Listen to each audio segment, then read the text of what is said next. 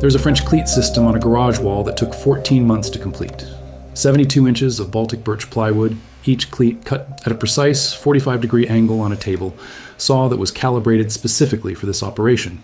Custom tool holders, designed in a CAD program that was learned for this project and has not been used since, cradle each chisel, each plane, each saw in a designated slot lined with felt that was ordered from a specialty supplier because the felt at the hardware store was too thick in the wrong shade of gray. The workbench has been rebuilt 3 times. The first version was functional but not level to the standard that the digital level confirmed was necessary.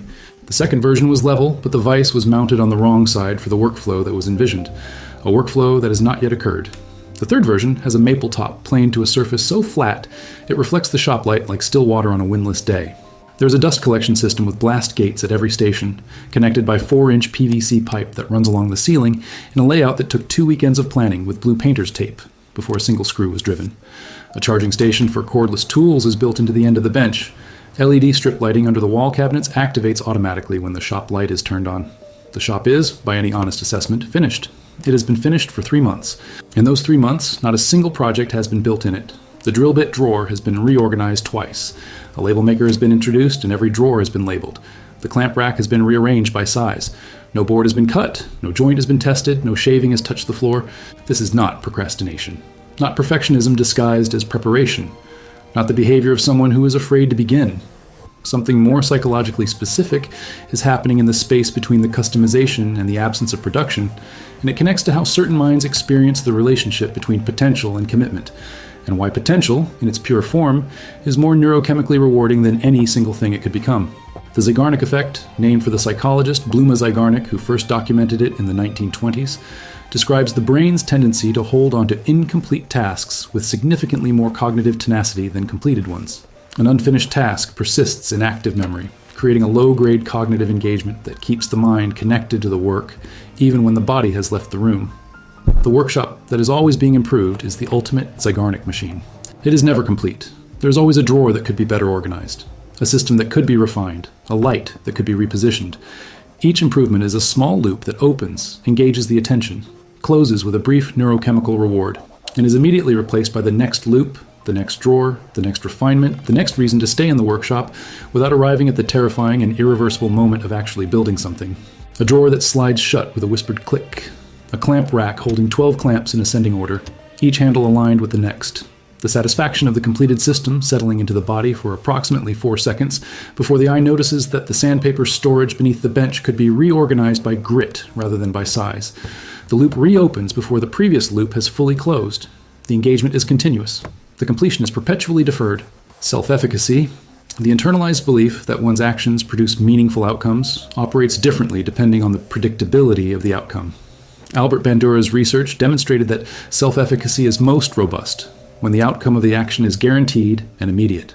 Organizing a drawer produces a guaranteed result. The drawer is organized, there is no ambiguity, no risk, no possibility that the drawer will resist the organizing or that the organizing will reveal a flaw in the organizer. Building a table introduces uncertainty at every joint. The mortise may be too tight, the surface may blotch during finishing. The proportions may feel wrong in the room where the table is placed, even though they looked right on the drawing. The customizing mind is not avoiding work. It is selecting the category of work in which failure is structurally impossible and the reward circuit fires with certainty. The workshop itself becomes the project, and the project is one that cannot fail because the only person evaluating the standard is the person setting the standard, and the standard can always be moved. A level placed on a shelf. The bubble settling into center. The shelf is true. The conformation is binary, absolute, unarguable, a hand plane set against a board, the shaving curls. But is the surface flat enough? The question introduces doubt that the level never introduced. The shelf answers yes or no. Getting the finish right is the hardest part of any project. If you have ever dealt with bubbles, streaks, or a coat that just would not dry, we put together a guide that covers everything the can does not tell you. Scan the code on screen or check the first comment below. The board answers maybe, and maybe is the enemy of the circuit that needs certainty to fire. Csikszentmihalyi's research on flow states provides the neurological explanation for why workshop customization produces such a reliable and repeatable form of satisfaction. The conditions for flow are specific and documented, a clear goal, immediate feedback, and a challenge level matched to the existing skill of the person performing the task. Workshop customization meets all 3 conditions with unusual consistency. The goal is clear, install the French cleat. The feedback is immediate. The cleat is level or it is not. The challenge matches the skill. Cutting plywood and driving screws are within competence. The flow state engages and the prefrontal cortex quiets, and the hours pass without friction. Building furniture introduces variables that disrupt the flow state with regularity. Grain direction that changes mid-board. A chisel that requires a technique at the edge of competence. A joint that demands 3 attempts. Each disruption ejects the builder from the flow state and requires re-entry, and re-entry is cognitively expensive. The customization loop is a flow state that never breaks, and the person who remains inside it is choosing neurological reliability over the creative risk that furniture demands. A blast gate that opens with a smooth click. The dust collector humming to life. The system works. The system works every time because the system was designed to work. The project that would be placed on the bench, if a project were placed on the bench, might not work. The might is the gap between the workshop and the work, and the gap has been maintained for 3 months and shows no sign of closing on its own. Dr. Kelly Lambert's effort-driven reward circuit adds a dimension that the flow research does not fully cover. The pathway connecting hand movement to serotonin and dopamine production fires during workshop customization with a pattern that is distinct from the pattern it produces during construction. Customization involves a high frequency of micro-completions. Each cleat installed, each holder mounted, each label printed and applied. The frequency of the reward signal is high and the interval between rewards is short. Construction involves long stretches of effort between completions, and some completions are ambiguous, and the ambiguous completion does not fire the circuit with the same clarity. The person who customizes rather than builds is not lazy. They are addicted to a reward frequency that construction cannot provide, and the addiction is maintained by the shop's perpetual incompleteness, which guarantees that the next micro-completion is always within reach. The behavior has a cultural dimension that extends beyond individual neurology into the architecture of how workshops are consumed as content. The beautiful workshop has become, through YouTube and woodworking forums and social media, a genre unto itself.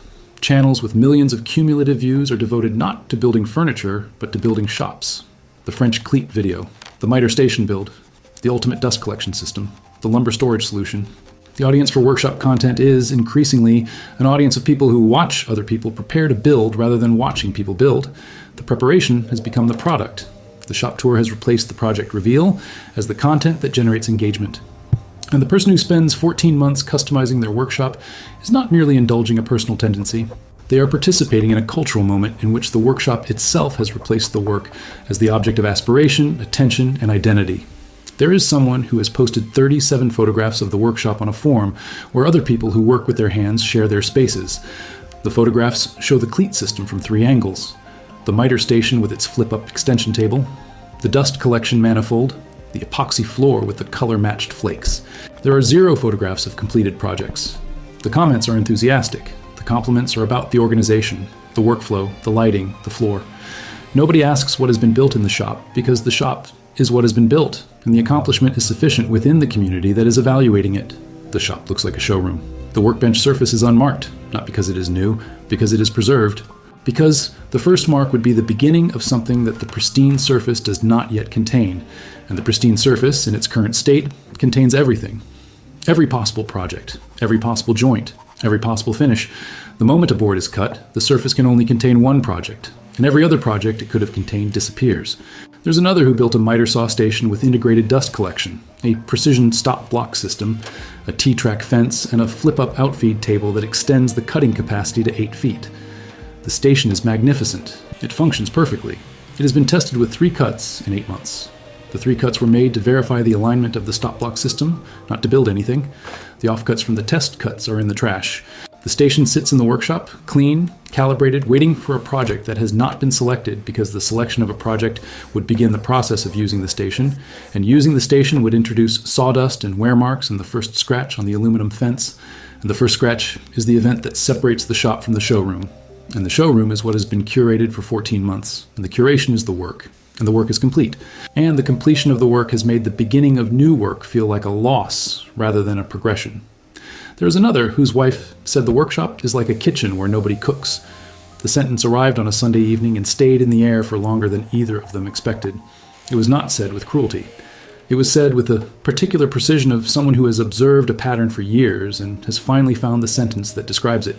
The following Saturday, the shop light came on at 6 in the morning. By 8, there was sawdust on the floor for the first time in 5 months.